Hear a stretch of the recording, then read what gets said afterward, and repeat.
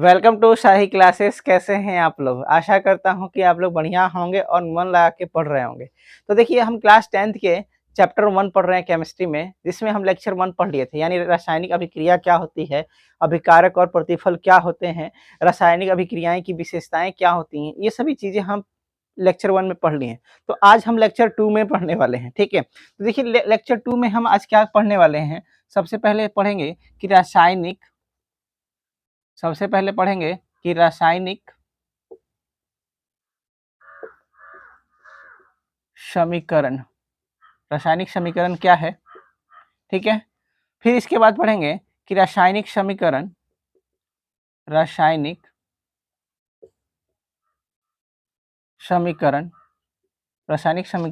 लिखने के नियम।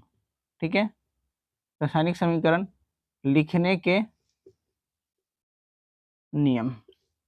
ठीक है, और इसके बाद पढ़ेंगे संतुलित और असंतुलित रासायनिक अभिक्रिया।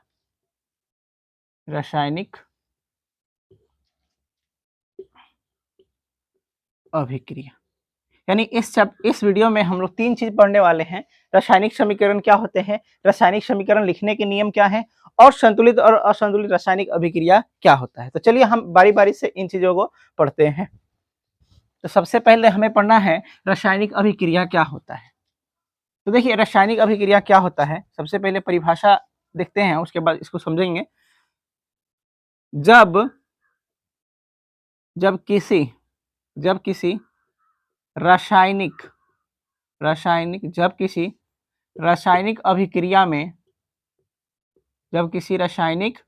अभिक्रिया में भाग लेने वाले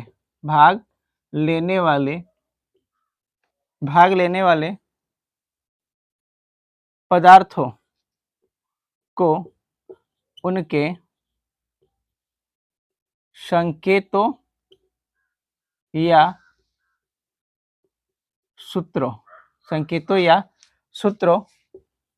की सहायता से संक्षिप्त निरूपित किया जाता है, तो उसे रासायनिक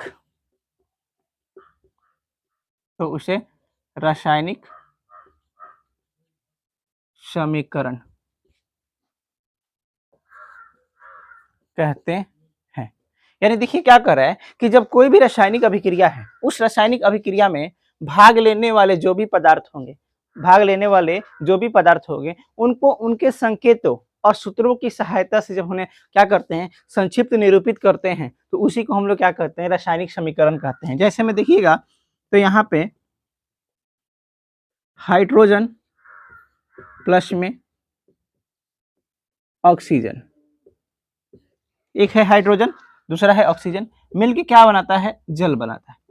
तो अब ये हाइड्रोजन और आपका ऑक्सीजन है और जो जल है, इनके संकेत और जो सूत्रों की सहायता से जब इन्हें निरूपित कर दिया जाता है, उसी को हम लोग क्या कहते हैं, रासायनिक समीकरण कहते हैं। यानी हाइड्रोजन का देखिए संकेत या सूत्र क्या होता है, H2, ऑक्सीजन का होता है O2 और जल का क्या होता है, H2। ठीक है, यानी इस रूप से जब हम क्या करते हैं, रासायनिक अभिक्रिया को निरूपित कर देते हैं, यानी उनके सूत्रों या और संकेतों की सहायता से हम उसे क्या करते हैं, निरूपित कर देते हैं, उसी को हम लोग क्या कहते हैं, रासायनिक समीकरण कहते हैं। क्या कहते हैं, रासायनिक समीकरण कहते हैं। ठीक है, अब रासायनिक समीकरण के लिखने के भी कुछ नियम है। तो सबसे पहले इसका स्क्रीनशॉट ले लीजिए।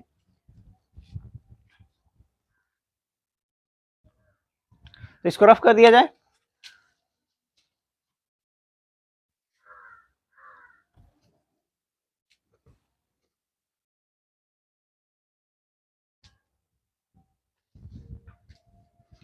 तो देखिए, अब बात करना है रासायनिक समीकरण लिखने के नियम। रासायनिक समीकरण लिखने के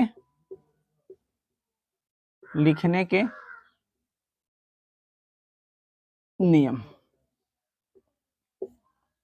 तो देखिए सबसे पहले ये बात क्या कहता है कि रासायनिक अभिक्रिया में, ऐसे लिखिए, अभिक्रिया में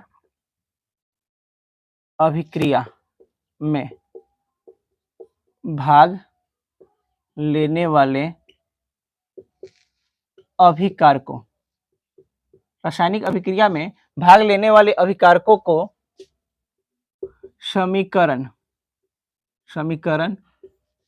के बाएं ओर लिखा जाता है, बाएं ओर लिखा जाता है। यानी कहना का मतलब है कि जो भी रासायनिक अभिक्रिया में भाग लेने वाले अभिकारक होंगे, क्या होंगे, अभिकारक होंगे, उसे समीकरण के बाएं ओर लिखेंगे। कहां पे लिखेंगे, समीकरण के बाएं ओर लिखेंगे। ठीक है, देखिए दूसरा का क्या कहता है कि जो भी हमारे पास अभिकारक होंगे, अभिकारकों के सूत्रों के मध्य धन चिन्ह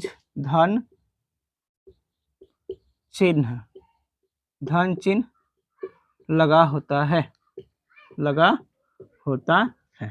यानी जो अभिकारक है, मान लीजिए दो पदार्थ हैं, तो उन दोनों पदार्थ जो हमारे पास अभिकारक में, मान लीजिए दो पदार्थ हैं, दोनों पदार्थों को अगर हम अलग करना है तो उनके बीच में हम क्या लगाएंगे, धन चिन्ह लगाएंगे। ठीक है, तीसरा का बात क्या कहता है कि अभिक्रिया के प्रतिफल,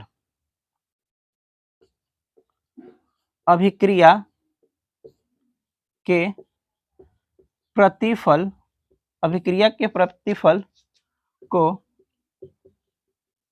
समीकरण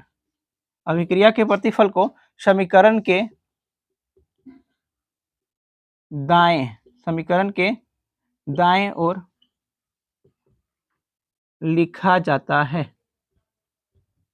समीकरण के दाएं ओर लिखा जाता है। यानी कहने का मतलब कि अभिकारक को हम समीकरण के पहले बाईं ओर लिखेंगे, और जो हमारे पास प्रतिफल आएगा उसे समीकरण को दाईं ओर लिखेंगे। ठीक है, चौथा पॉइंट क्या कह रहा है कि प्रतिफलों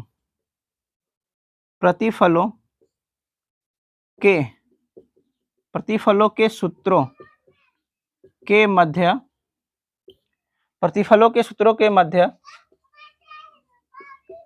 धन चिन्ह प्लस लगा होता है। तो देखिए चौथा पॉइंट क्या कर रहे हैं कि प्रतिफलों के सूत्रों के मध्य हम लोग क्या लगाएंगे, धन चिन्ह लगाएंगे। यानी जैसे दो अभिकारक पदार्थों को अलग करने के लिए हम लोग क्या लगा रहे थे, धन चिन्ह लगा रहे थे प्रदर्शित करने के लिए, वैसे ही प्रतिफलों के लिए हम करेंगे। पांचवा पॉइंट क्या कह रहा है कि अभिकारकों और प्रतिफलों को तीर के निशान से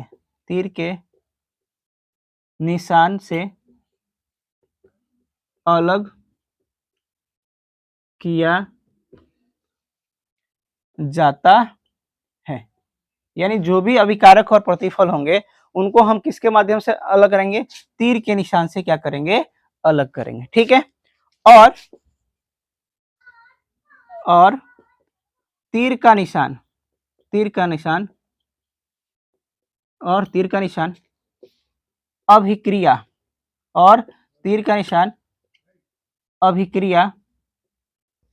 की दिशा बताएगा,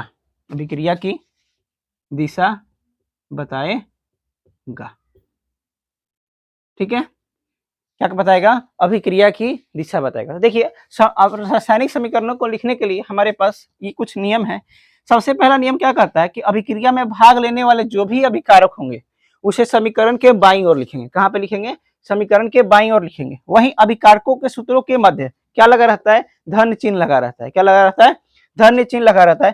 तीसरा का पॉइंट देखिए क्या कह रहा है कि अभिक्रियाओं के प्रतिफलों को समीकरण के दाईं ओर, यानी अभिकारकों को हम समीकरण के बाईं ओर लिखते हैं तो प्रतिफलों को समीकरण के दाईं ओर लिखते हैं। ठीक है, और चौथा पॉइंट देखिए, प्रतिफलों के सूत्रों के मध्य धन चिन्ह लगा होता है, यानी सेम अभिकारक की तरह प्रतिफलों के सूत्रों के मध्य भी क्या लगा रहता है, धन चिन्ह लगा रहता है। और पांचवा पॉइंट देखिए क्या कर, अभिकारकों और प्रतिफलों को तीर के निशान से अलग किया जाता है, यानी अभिकारक और प्रतिफल को हम लोग तीर के निशान से क्या करते हैं, अलग करते हैं। साथ ही तीर का निशान ये भी बताता है कि अभिक्रिया किस दिशा में हो रहा है। ठीक है, तो देखिए सबसे पहले एक हम अभिक्रिया के माध्यम से समझते हैं, तो थोड़ा ऊपर वाला मैं रफ कर रहा हूं। तो देखिए हमारे पास मान लीजिए कोई हमारे पास ए और बी पदार्थ है, ए और बी पदार्थ, ये हमारे क्या है, अभिकारक हैं। तो अभिकारक हैं, तो देखिए दो अभिकारक पदार्थों के बीच में क्या लगाए हैं, धन चिन्ह लगा रखे हैं, और साथ में ये जो तीर का निशान है ये बता रहा है कि अभिक्रिया इस दिशा में हो रही है। तो ए और बी को मिलाने पर क्या बना, सी प्लस में डी बना। तो ये सी प्लस डी क्या है, आपका प्रतिफल है, और ए प्लस बी क्या है, आपका अभिकारक है। ठीक है, तो देखिएगा ये हमारे पास ओवरऑल एक क्या है, एक रासायनिक समीकरण है। इस रासायनिक समीकरण के बाएं ओर देखिए अभिकारक है और दाएं ओर कौन है, प्रतिफल है। अभिकारकों के बीच में देखिएगा तो क्या लगा हुआ है, धन चिन्ह, वैसे ही प्रतिफलों के बीच में भी क्या लगा हुआ है, धन चिन्ह लगा हुआ है। ठीक है, ये याद रहेगा, इसका स्क्रीनशॉट ले लीजिए। अब हमें पढ़ना है संतुलित रासायनिक समीकरण, सॉरी हमें क्या पढ़ना है, संतुलित रासायनिक समीकरण। तो देखिए संतुलित रासायनिक समीकरण क्या होता है, देखिए संतुलित हमें क्या पढ़ना है,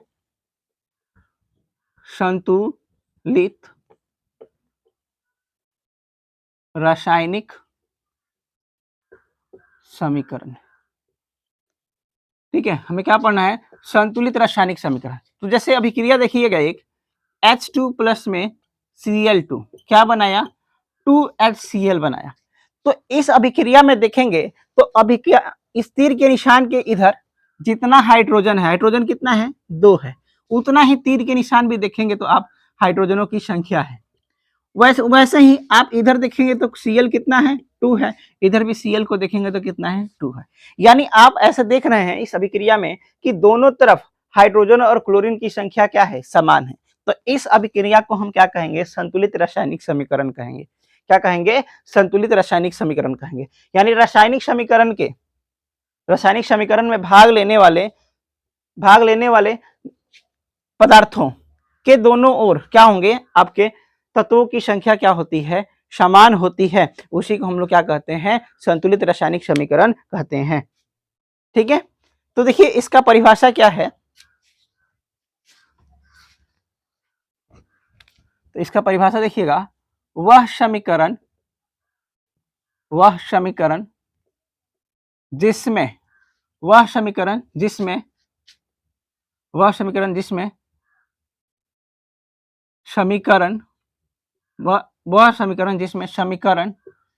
के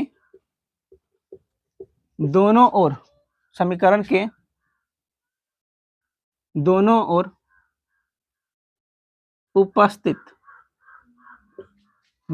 उपस्थित